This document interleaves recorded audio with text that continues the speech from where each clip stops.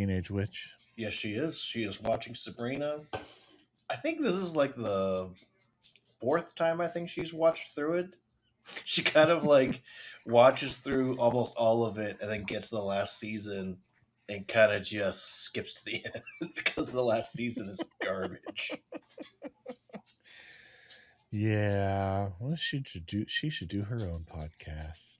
No. No, she shouldn't. When these dads meet world, watching Boy Meets World. We grew up on the show, now we have kids and host a podcast. We watch each episode and then share our thoughts and grades.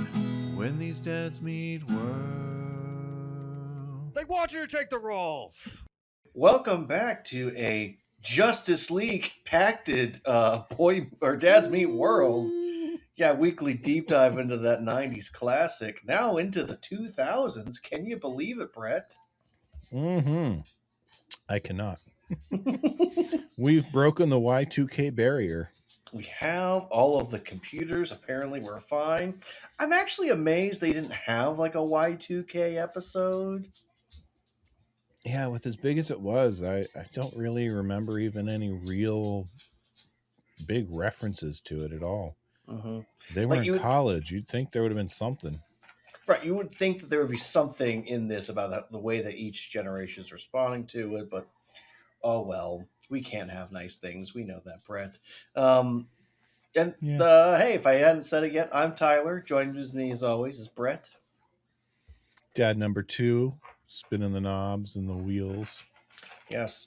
Are you seriously about to eat now? Now? Are you? Hi. Go ahead. Eat your food. Or you're done. Because I shamed you. That reminds me of the old Saturday Night Live skit, Dissing Your Dog. Yeah. Classic Will Ferrell.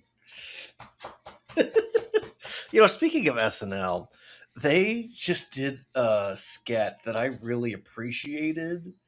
It's like one of the family members is admitting finally a certain person is not who they say they are, and their children are all yelling at them like, I can't believe it took you this long to figure this out, and they're all screaming at each other, and finally she's like, fine, I'm gonna go back, I'm gonna stay. And the dad's like, I'd like to remind everyone it's my birthday and I'd like to get to dinner now. Yeah. So it's one of those times where it's like, that's handling the political theater right now very well. Occasionally Saturday Night Live hits the nail on the head. Not as much as when they're trying to have people play people, Yeah, they haven't really had a great run at that in some time.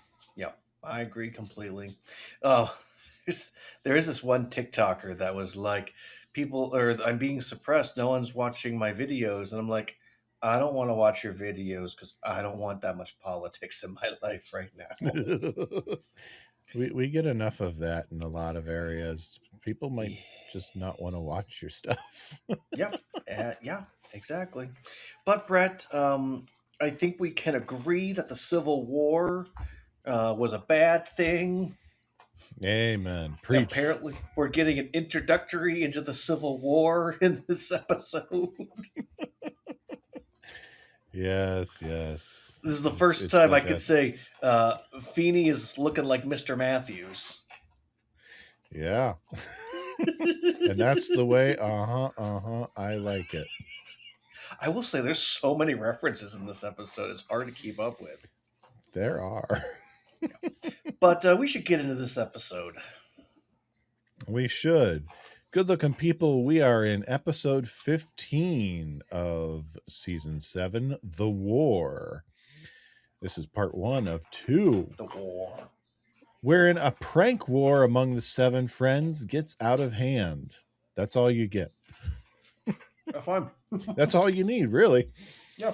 This episode was written by Allison M. Gibson This is her last of 4 episodes that she'll write. She also wrote Cutting the Cord, The Truth About Honesty, and You Light Up My Union. Directed by William Russ. That's a big part of why we don't see him in it, other than the fact that Allison didn't write any parts for him. Fair. Originally aired February 11th, 2000, 2 weeks after our last episode. Enjoys an IMDb rating of 7.7. That's 0.4 points higher than our last episode. And when it comes to Nielsen's, we're a little bit higher than our last episode. We were at 9.60 for our last episode, and this one comes in at 9.74 for The War. Not bad.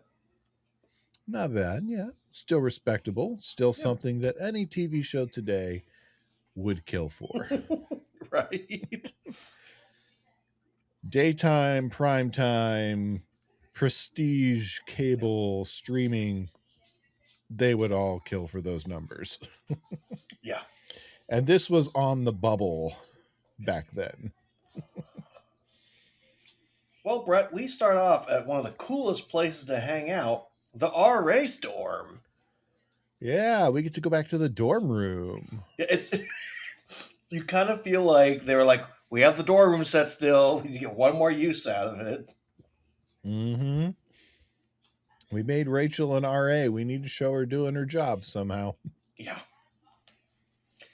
Yeah. So yes, they show up. They're hanging out at the dorm room. The couples, and then Rachel walks in, and Rachel's having a rough day because everyone's bringing their problems to her, which I won't lie to you is not that inaccurate for most residential advisors. People just come and say, "Hey, here's my problem. Here's this. Here's that," Yeah. and then the RAs have to direct to whatever department needs to handle this problem from there. And I won't lie. Two things, Brett. Rachel says the only reason she took the job was because of the parking spot. A, this is the first time we're finding out she has a car. Yes. And B, I'm pretty sure she said she was moving out because she wanted to give space for her bestie to have a place for her and her boyfriend to be at and live together. Yeah, it's a little bit funky there. Funky is a good way to put it. Yes. But apparently Sean is parked in the RA's parking spot. Now, Brett, you've seen parking spots. You work at a building where there's a specific parking spot for probably a select few specific people. You will know if it's someone's parking spot. Yeah, there typically would be a sign posted there or something painted on the ground. There would be something to signify this is an RA's parking spot. Yeah. Now, I will say all of the RAs from Geneva when I was there, none of them had their own parking spots. They had to park wherever they could. Yeah. I think the They- RDs had a parking spot, but that was about it. Yeah, that was it. The RAs, it wasn't really a benefit, but it wasn't really that big of a parking lot where you needed to worry about a parking spot either. That's true. But we also don't have a good understanding of how big this campus truly is. Yes, this is this just helps to reinforce that this is a sizable campus. They've got their big football team. They've got their Fighting the Amish. fighting the Amish. I mean, they're Ivy League. They've got their sizable football team. Their RAs are important enough to assign parking spaces to. They're a sizable campus. Yeah. Anyway, we learned something else. I will say I do find married Corey talking about getting the engine started quite humorous. Yeah. Especially when Papa don't make sense. Yeah. We also find out, Brett, that Sean has a car. Yes. We never see it ever. No. Now, I wish they would just say a truck because we do see he has his dad's old truck at one point. Yes, and we see he has a truck. We know that the trailer was parked on a railroad track, so we know the trailer was destroyed. But the truck was, we assume the truck made it out. He somehow made it back, so we would imagine that the truck somehow was safe. Yes. Um, but yeah, so Rachel says she is banning them from the dorm. Brett, I never was an RA, but I don't know if RAs have the power to just ban someone from the dorm. They can kick them out for sure, but I believe they do need to go to the RD to get approval of kicking out, or even higher than that. So To ban them, probably. Although, since they were there after hours, she probably would have a little bit of a case for her to take to her RD. yeah, that's fair. Um, they also, and again, we spend so little time in this, but the way they make it sound as if Rachel is essentially the RD, which would not be allowed. It's not okay. No student's going to be a resident director. Yeah. Yes, so Corey says, fine, we're leaving. Wifey, let's go. And she says, I'm staying. Because again, coolest place for a new married woman to be at was at her friend's dorm. Of course. Yes. And Corey says, you are going to be sorry, homewrecker. And they storm off. Shocked and dismayed. No, you can't be both. I'll be shocked, you be dismayed.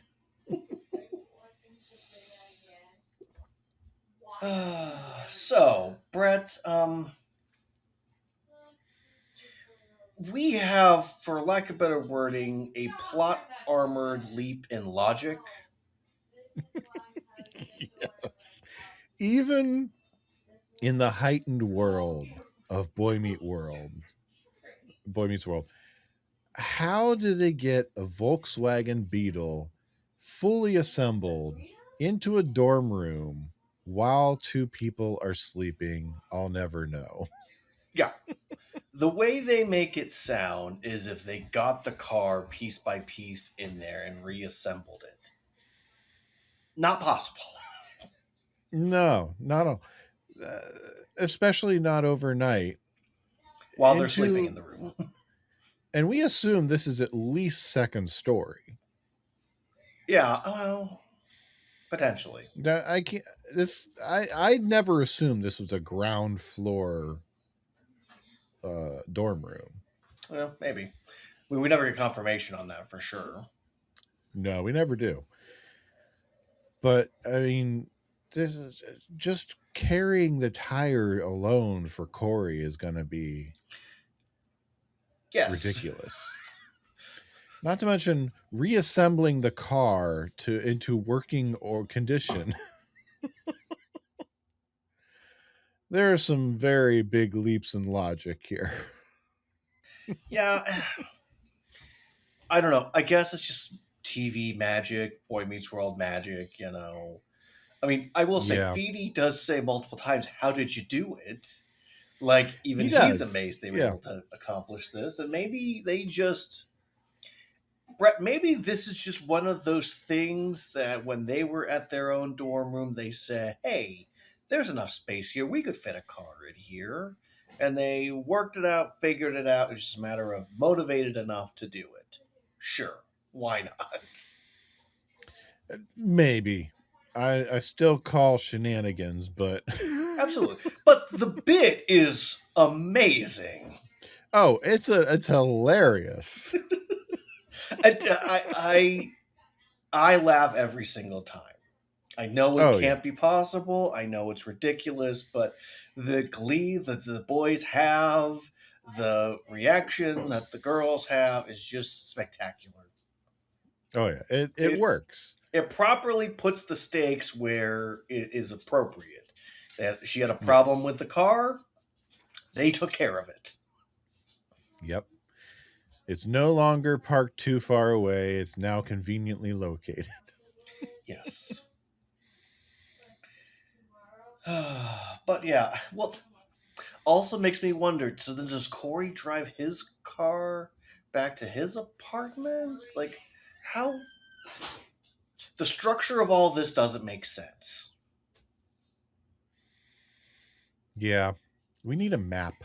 Yeah, that would help. It would help great. Now, see, if this show were made today, we would have all kinds of people on like Etsy with maps. Yeah, we would. We can't have nice things. But I love that Rachel goes and gets Feeny because there is no greater authority in all of their lives than Mr. Feeny. Yeah, Again, not Professor Feeny, Mr. Feeny.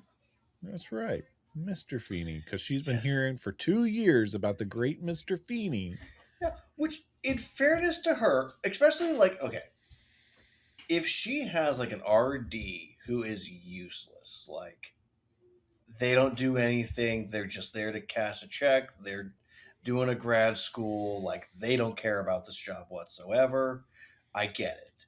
Like, but there are proper channels to deal with misconduct like this. But she knows who it was, so she goes to Feeny, and Feeny, instead of doing potentially what you could refer to as his job, he Yeah.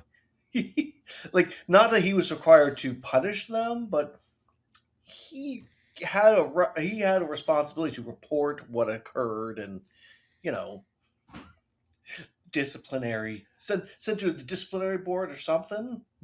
Talk to Yeah, I his mean, wife, what the sort of a dean. other than being married to the dean, what sort of authority would he have to do anything to them? Which, by the way, another great opportunity to introduce the dean into the conversation, because the boys were on thin ice last season She would be for perfect to have in schemes this season. and plots. So I would assume moving a car into a dorm room would raise some eyebrows with the dean. You would think so, but we don't even know, Brad, if she's still the dean or not. Yeah, she's not even mentioned here. We are 15 episodes into this season, and she's been brought up twice, Only and as my neither wife. only as Feeney's wife. Yeah, yeah, doesn't go well for them. This would be a perfect episode for that. Um, so yeah, the girls decide to escalate by dumping water on the boys because Feeny laughs at this whole nonsense. Oh, he's loving it. Yeah, he's like, I don't have authority. I'm not supposed to take care of this. So what can I do?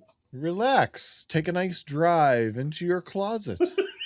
Yes, we have truly George this episode. There We is no have Feeny. sassy Feeney. Yeah. Yeah, so the girls dump water on them. Topanga walks in and she says, "What's happening?" And Topanga says, "I choose the boys," which makes Rachel upset. They need her. They're not as smart. Yes, it's almost like something bad is going to happen, Brett. Almost. Yeah. And Hmm. they go to the apartment where Eric is Eric completely flanderized is trying to open a can, like a jar. because he literally thinks it's a jar. That's because it's a can. I mean, it is a great bit. It's makes sense for what they've done to this character and the fact that he could think that this was Jack probably told him it was a can or it was a jar, so that's why he was trying to open it because he trusts his best friend.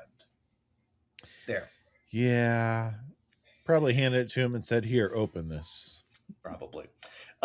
Yeah, so they choose to divvy up the rest of the people of seven, aka Jack goes with the girls, and Eric is left to not be chosen at all. And Yeah, I call foul on Rachel using her feminine wiles on Jack. I have to say, this is the start of things are getting out of hand. Yep. Because you could call what Corey and Sean did as a juvenile prank. You could call the response the girls had as, you know, messing with two boys who are being dumb, whatever you want to call it. But the fact that they are outwardly disrespectful to one of their friends in Eric, which everyone in that room who has a voice is close to Eric. Yeah. And they all mistreat him. Yes. So I really believe this is the bridge that kind of starts to the domino effect, you could say, on the rest of this episode. Mm-hmm. Yeah. So we go to Feeny's class where he's talking about the Civil War, because why not have a class where all of them are in there? Sure, why not? Who cares? Yeah, what are three seniors doing in the same class with four sophomores? Who cares? Who cares? In a Who cares? sophomore history class. Who cares? Who cares? I care. Episode has to episode, Brett. Episode has to episode. They probably headcanon theory. They want to take a Feeny class. They all agreed to take that Feeny class together. That's why they're in the class. Well, Eric said last episode he's only taken 2 classes, and this is one of them, apparently. Apparently. The Feeny history class. Which makes sense. Apparently he needed an elective. I mean, I won't lie. If Eric has been passing all of his classes and he's taken enough credits each semester, it's not that unreasonable that he's like, yeah, I only need 2 more classes and I graduate. Yeah, I had a pretty late load my last semester of my senior year.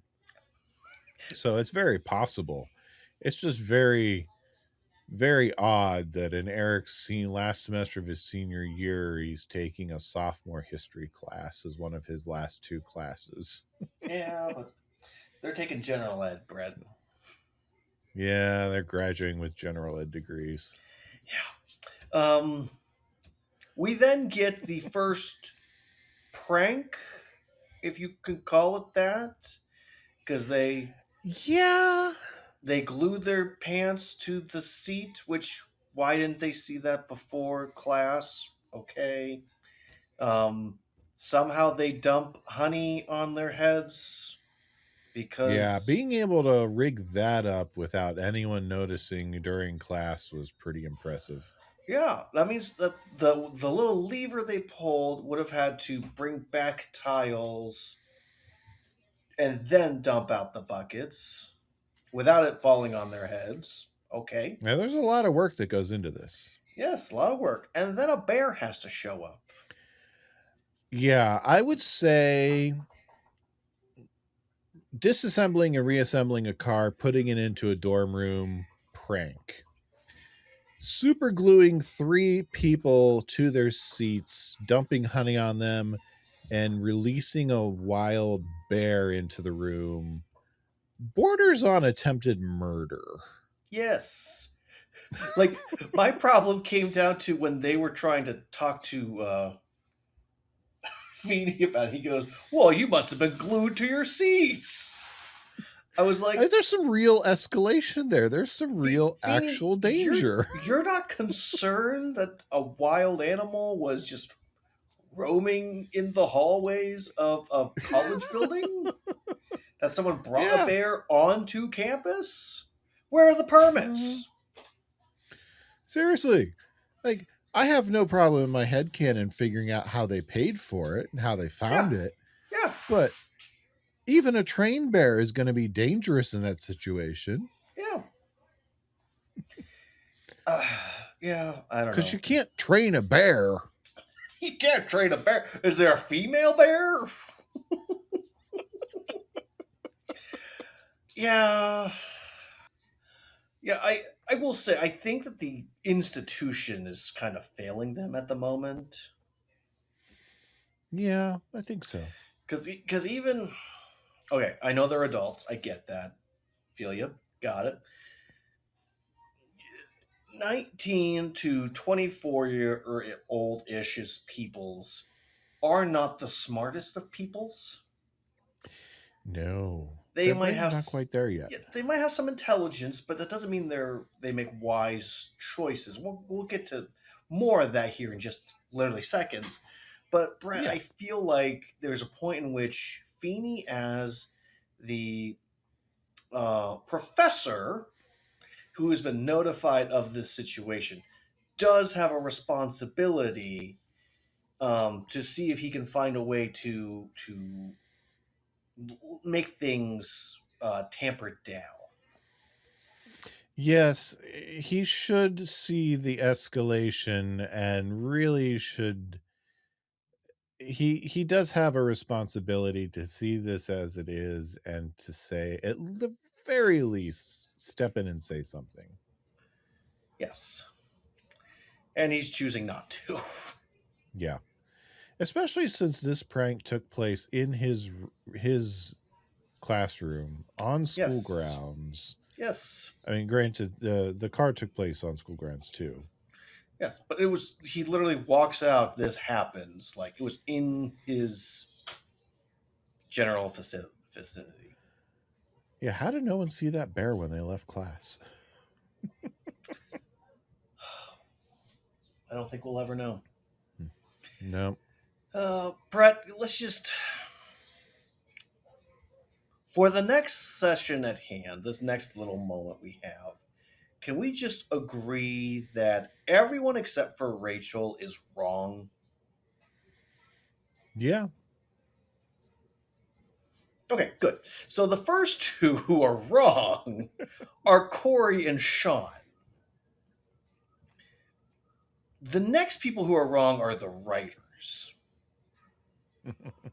Because what should be this stop moment, come to Jesus moment, instead, there are jokes upon jokes and funny on top of funny.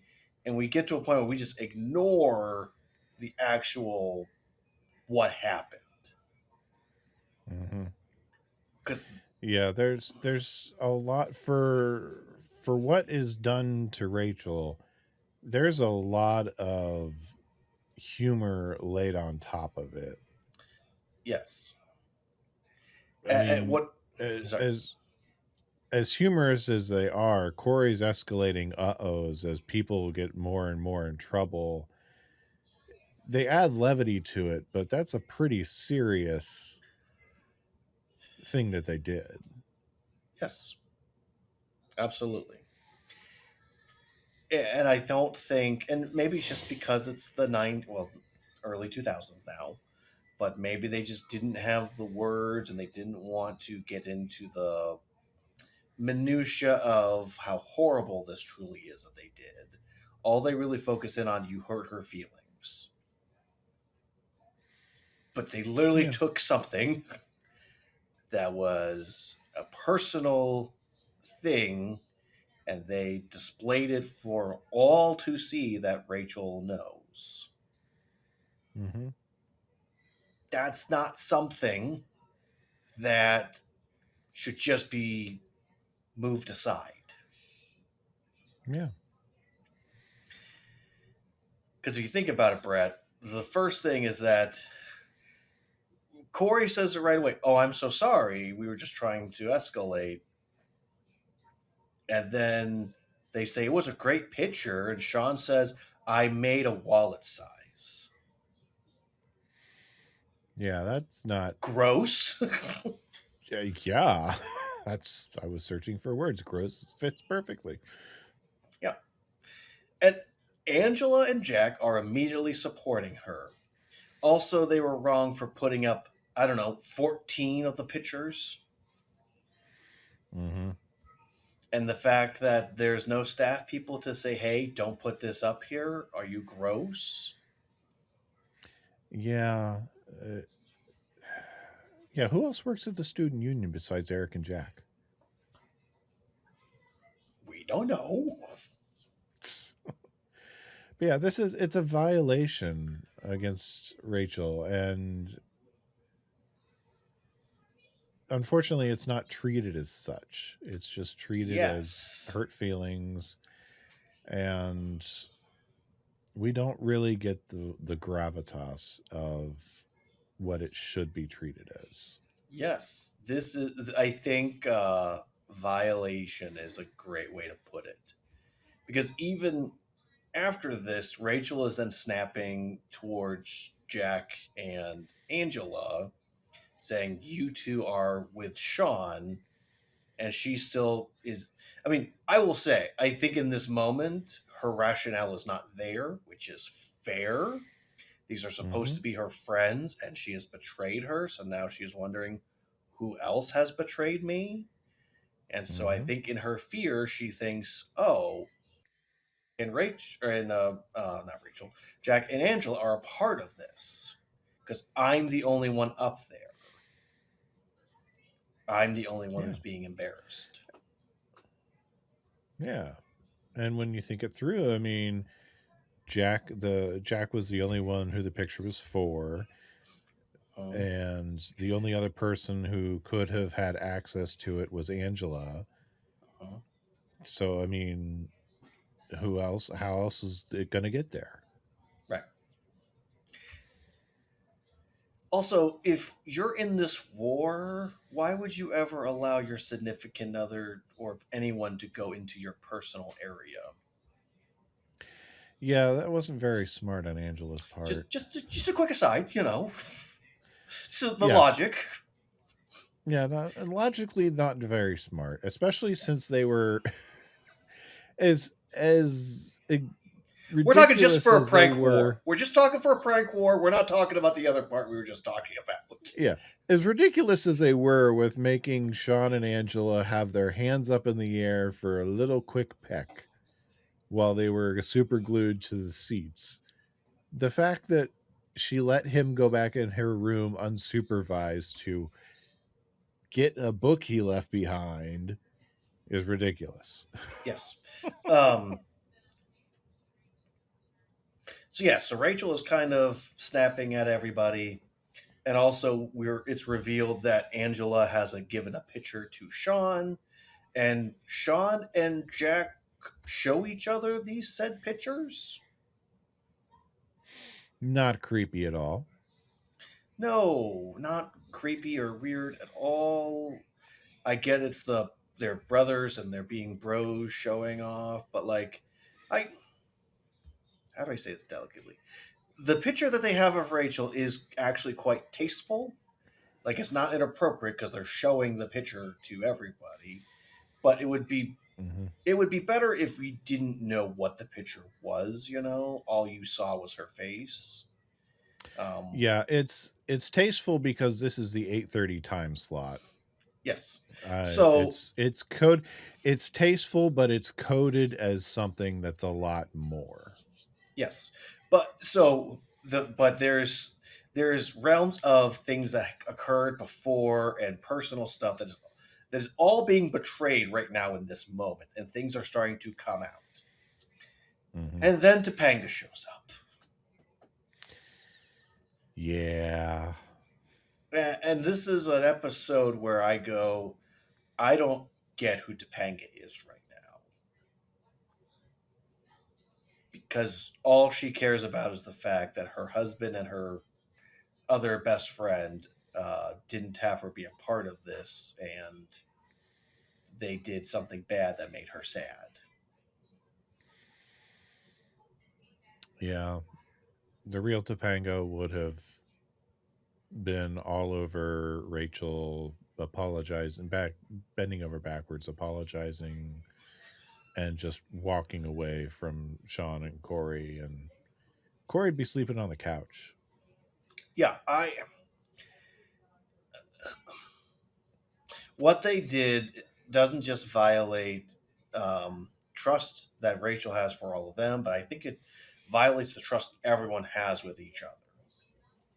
If Corey and Sean are willing to stoop this low, what else are they willing to stoop to? I guess is the question everyone is wondering. And I think they Hmm. should have communicated better that Topanga doesn't know if she can trust her own husband right now. And so you almost wish that this could have been an episode where the girls could have worked together to go, we are going to bond ourselves together and Corey, you can sleep at the apartment because I won't be there, you know. But See, this is a much more organic way for the girls to bond together for girl power than all the girls moving into the apartment in the first episode of the season was. yes. Isn't that fun? Yeah. See, this is a much more organic way for the girls to all get together and spend time hanging out in the dorm room, being girls, having their girl power moments and wanting nothing to do with the guys, being able to build something than we had at the beginning of the season. Yeah, no, it's almost like this should have been the end of the last season. That would have been an interesting way to end the last season. Yeah, it could have been interesting. Yeah. Oh man, there's a twist. Corey does this prank, and the dean says, "I'm sorry, Corey, you're done." This makes a wedge between him and her and Feeny. That could be such an interesting way to end the season. Oh yeah. Corey thinking, "Oh, we can work it back out. Kissy, kissy, huggy, huggy. Don't touch that." Yeah. It's Oh just yeah. actual real beef. You hurt my friend. You hurt my trust. We should have been writers on this show 26 years ago. Yeah. I might have been old enough. But, back to the main problem within all this, as we were talking about. They did something that was truly detestable to someone that they considered to be a friend. And every step of the way, everyone went, and how does this impact me? Yep. What a great way to show how selfish everybody is. Exactly. Everyone's a great friend. Like, the only person right now, other than Rachel, who is somewhat innocent, is Eric. Mm-hmm. And he Eric, knew that something was going to happen like this. something bad was going to happen. Yeah. Yeah. But they want the way they want this all to flow is that everyone is mad at each other, including spouses, including brothers, and I'll include Sean Angel and the spouses because that makes it easier. And then that just leaves Rachel, the random friend. Yeah. That's where the Civil War analogy kind of falls apart. See, if they had the guys and the girls sided against each other, it'd be the true Civil War. But here it is just everyone falling apart. Yes. And it would be interesting also if Jack and Rachel were still together, and that could help with the whole war thing too. Mm-hmm. One more relationship to be in turmoil. Yeah. I mean, anyway. One of the bigger reasons for me being annoyed with both Angela and Jack is that their ending of this is they walk away with the poster still there, and they go, "It's no wonder how these teams ended up together, the ones who've been together here for the longest time, and whoever we are." Mm-hmm. And it's like, pick up the posters of your half-naked ex-girlfriend and take them away. Yeah. They don't. Continuity person. Hello. Yeah. Script supervisor. And I don't think we actually stated this out loud, but Corey does say at one point, "How long have you known Rachel? Like 2 years?" And instantly, a couple of years, and instantly regrets it. Yeah, it's almost like Rachel. It's almost like she could have forgiven Sean and Corey for this, but this is where the line is drawn for her of like, not only have you betrayed my trust as my friend, but now I'm realizing you weren't even my friend to begin with. Yeah, she realizes that she's not really part of the circle like she thought she was. Yeah. I mean, I'm not gonna lie, Girl Meets World doesn't help that in the future either. Yeah. You have a character from Texas and it's not from Rachel? Ridiculous.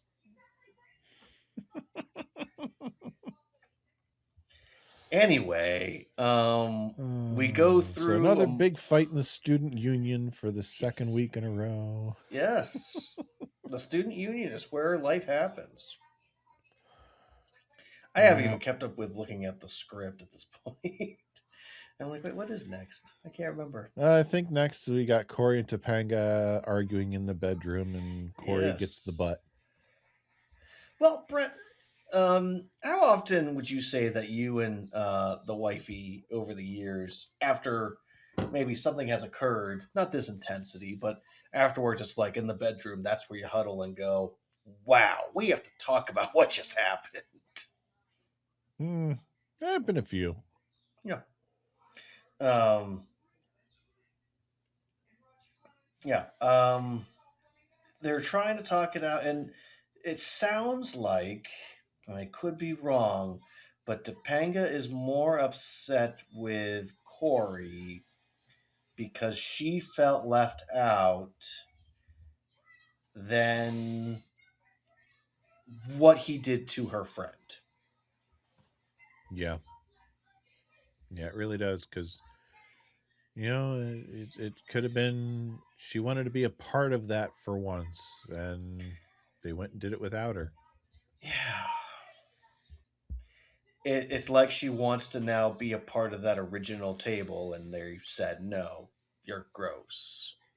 Mm-hmm. And I mean, and I will say again, she is 19, 20, she, though she is an adult, she is still young. So it's understandable for her not to be able to prioritize the friendship's hurt compared to her own hurt.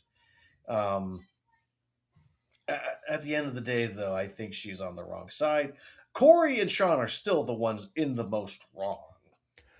Totally. There's no No, justification for there's no Corey and Sean argument this to. episode. Oh yes, there is no justification. There's Yeah. nothing to salvage there. Yeah. I mean, in fairness, they do, when they realize they've made really poor choices in wording and actions, they do try to apologize. But, my wife and I will have conversations about what is apologizing. And in the 90s, you had this bad tendency to go, say you're sorry. You say you're sorry. Okay, now everything's fine. Mm-hmm. And we know that it has to be more than just the word I'm sorry. But that's Mm-hmm. all Corey's trying to do is say, well, I said I'm sorry. Yep. Yes, so those two are in a fight. He gets the butt. I love that we go to the apartment where Jack and Eric are, one's having potentially a late dinner and the other one's having a late snack. And Yeah, Eric I wanted the maybe apple pie. didn't eat dinner, so he's hungry, but he's trying to be the Gandhi right now. I will go on a hunger strike until you two talk. Okay, Yum. What you got there? Cheeseburger? Tasty apple pie? Eric is full cartoon character. Of course, this is when Sean dumps on him. You weren't on any team. Nobody wanted you. And Eric, again, reasonably walks away because he was just insulted to his face. Mm-hmm. Um, Yeah, Jack has no tact in that. yeah. So yeah, both of them basically say to him, and Jack's the one that left it of no one wants you on the team. To which my favorite response, and most brotherly conversation that they ever have, what'd you do that for? Don't tell me what to do, moron. I mean, Yeah. are they 10 and 11 or are they in their 20s? Either one works. Yeah, hard to tell. Yes. And then I will say, I think they had this in mind as how they wanted to end the episode, which is and I'm not talking to you, and I'm not talking to you, and I'm not talking to you. But everyone's showing up to the student union in essentially their PJs with coats over top of it. Mm-hmm. And except for Jack or Sean, because he always wears jeans Oh unless yeah, he's sleeping in his underpants. underpants. Yes. And I don't know. I wish we had more between Eric or Jack. My gosh. I wish we had a little bit more between Angela and her boyfriend Sean. But Angela has basically put up a wall saying, I don't want to talk to you. Yeah, Which, in it fairness, fits. she has It's every in right to character. say that. Yeah, and it's Every in right to say character. that. Yeah. Mm-hmm. So, yeah, everybody ends with, I'm not talking to you, I'm not talking to you. And even Sean just gives a simple, shut up. Yeah. Okay. Yeah. I mean, you can't fault them for wanting to end kind of on a joking ish. Mm-hmm. The writers went a little bit too far with the final prank that kind of sealed it. And if it was true to reality, I'd hope and pray that they would all respond less selfishly. But this is the heightened world of Boy Meets World, you know? This is the world where you can move a car into a dorm room uh, unbeknownst to the occupants inside. And you can release a bear on a college campus and no one blinks an eye. Yeah,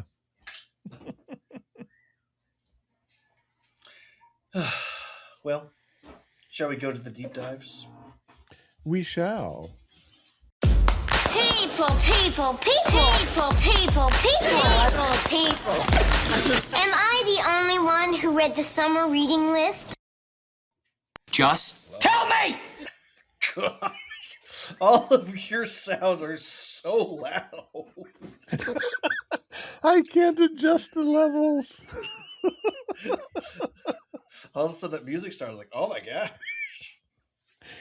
I can adjust the levels so that for what they sound like to me, but I don't know why they don't let me adjust for what they sound like to you. It's fine. It's fine. It is what it is. So, an RA, Brett. An RA is a residential assistant, sometimes known as a resident advisor, also known by varieties. Is a trained peer leadership who coordinates activities in the residence halls, colleges and universities, mental health and substance abuse residential facilities or similar establishments. Um,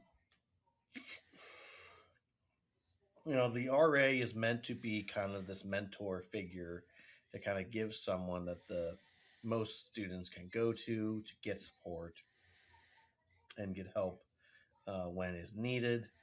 And if you go to a Christian college like we went to, read a Bible study or have someone do that for you. So I mean, RAs don't actually have that much power, unfortunately.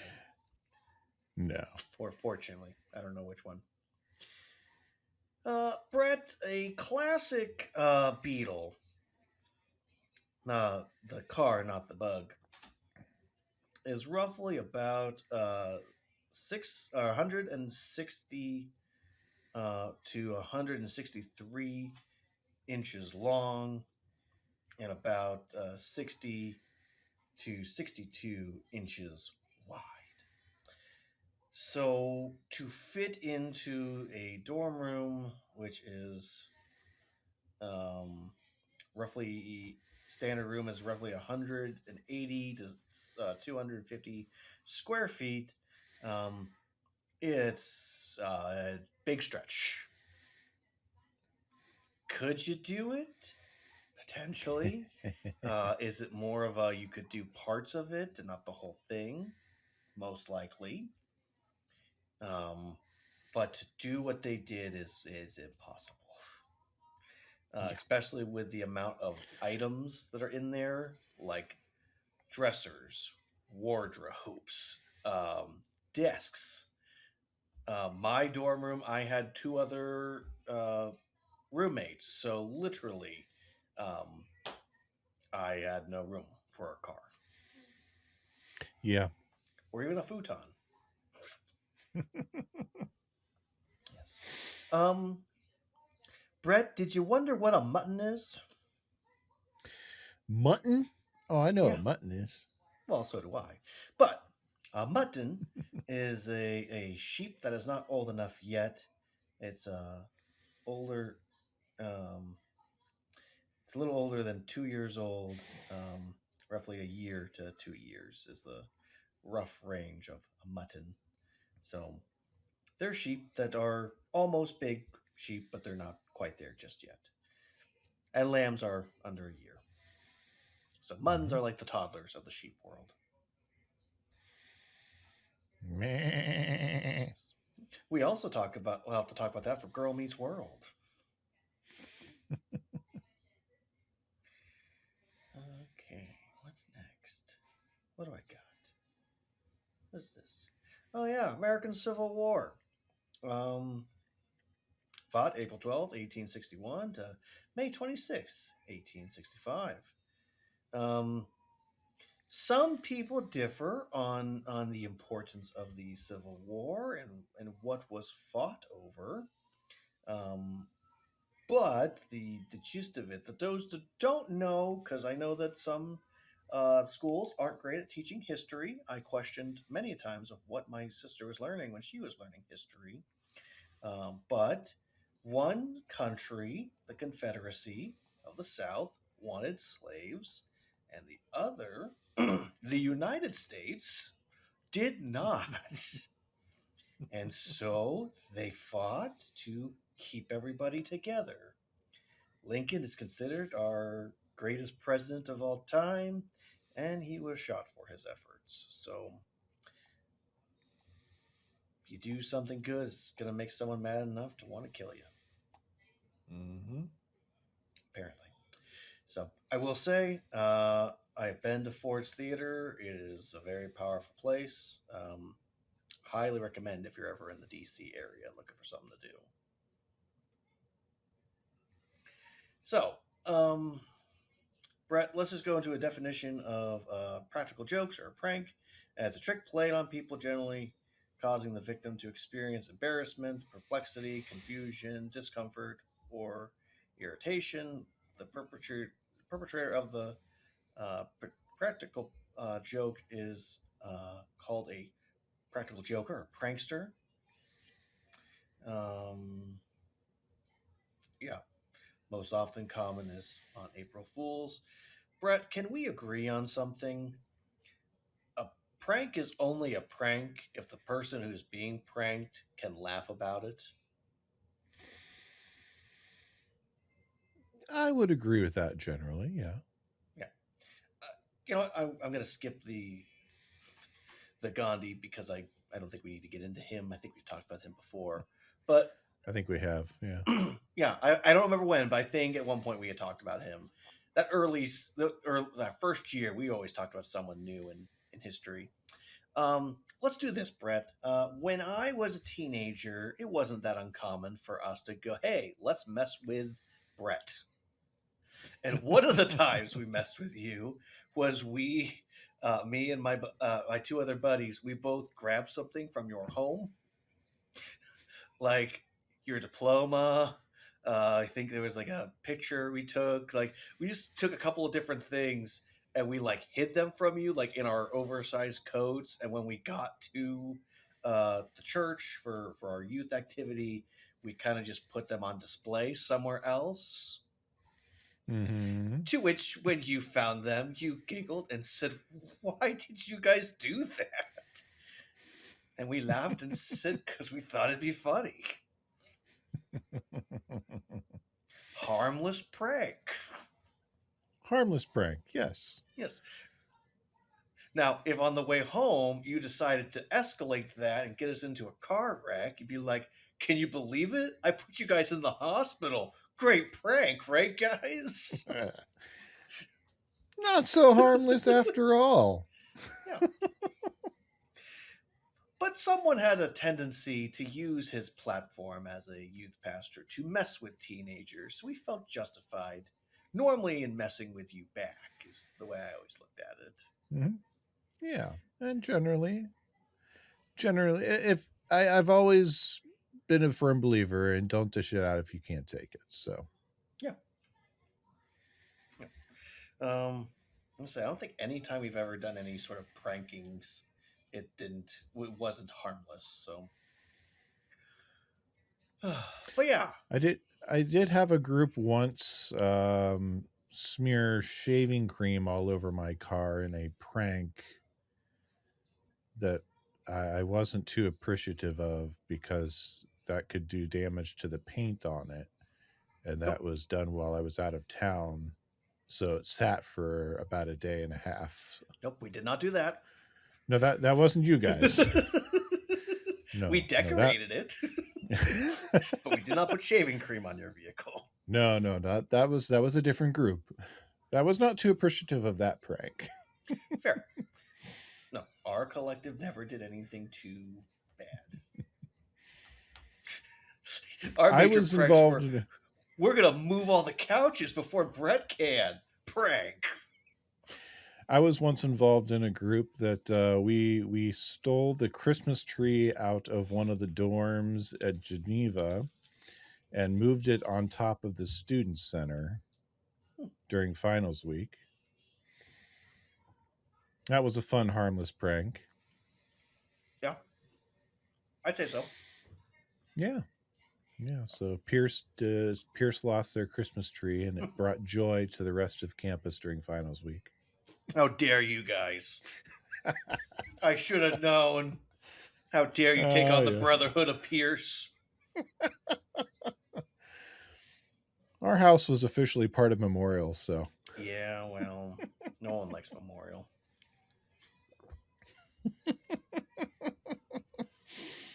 That's what you think. Well, should we talk about what we learned about? I think we probably should. You know anything about the Odyssey? Huh? Did I say you could talk? I didn't teach you that. My friend Mr. Matthews will lead the discussion. Do I have to draw you a picture? What did we learn? Well, my Feeny lesson for today, I like it, is simple. Talk things over with your wife or with another human being before making decisions that could impact other people. It's that simple. Don't just rush into decisions that could impact other people. Whether it's a prank or it's something else, talk things over first. Don't just rush in headlong. Only fools rush in. So that's what I learned. What did you learn, Tyler? Well, I'll kind of echo a little bit about what you were saying, Brett, and mostly that someone needs to be an adult in the room. And you have to be, not just that, but I think for each of them had to realize how severe this all truly is, and try to not make it about how they're suffering and focus on the person who truly has been wronged. Which none of them do. No, none of them do. Yes, because unfortunately, even Eric focused on everybody instead of Rachel. Yeah. So, yeah. All right. Well. I'm right? No, you're exactly right. So am I done with my education? Can I go? Tyler, how would you grade The War? I have a hard time with this grade, Brett. Because on one hand, the amount of bits in this episode, the amount of things that has just been seeped into who I am, the different jokes, the amount of Corey, Sean, and Eric isms that are all throughout this episode that I can't help be personal for me makes this tough. Because there is a level of how serious this episode should be, how serious the episode needs to be, and the way that everyone responds. The older I get, the less I like this episode.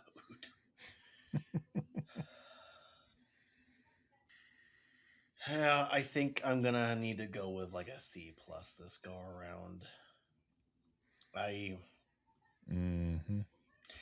The amount of amazing, incredible bits throughout it. There's nostalgia for this episode, but ultimately, I'm very upset and disappointed in everybody, especially Feeny. Feeny should have known better. Yeah. So yeah, C+. Yeah, I'm not too far off from you there. I was bouncing back and forth between a couple, but I settled on a C-. There's a lot of good comedy in it, but that turn away from letting it be as serious as it needed to be, and especially Feeny not being as involved as he should be. Those kind of things, just like the bug showing up in the dorm would not have impacted my grade in any way. I can get past that. I can do the mental gymnastics for that. But the serious stuff should have been serious, and it shouldn't have just been played for laughs. And so C- for me. Oh man. So, well, Tyler, I believe you owe me some dad jokes. I do. Let me go grab my book. All right, Brett, here we go. I got 2 for you. All right. What do you call a small parent? A small parrot? I don't know. Parent. A parent. What? A minimum. And finally, this is one that Grayson found in this book. What do you call someone with no body and no nose? No body and no nose. What? Nobody knows. Thank you very much. All right. Courtesy of my young man. Well, good-looking people, thank you for sticking around and blowing Tyler's eardrums out. If you'd like to join the conversation with us, you can send us messages across our social media channels at dadsmeetworld, across Facebook, Instagram, Twitter /X. We're on YouTube if you aren't already watching us there at dadsmeetworld. And you can send us an email at dadsmeetworld@gmail.com. And the best way and free way to support us is to leave us a review or a rating wherever you get your podcasts. That brings us up in the algorithms and lets us share the dad love with people everywhere. Just a great way to get us out there. So, until next time, I'll see you, good looking. Back to you, good looking. You know, how can I learn so much every week and still be so stupid? Honeymoon! Underpants. This is good TV. Dads Meet World is a production of Headfirst Studios. Headfirst Studios, tell your story.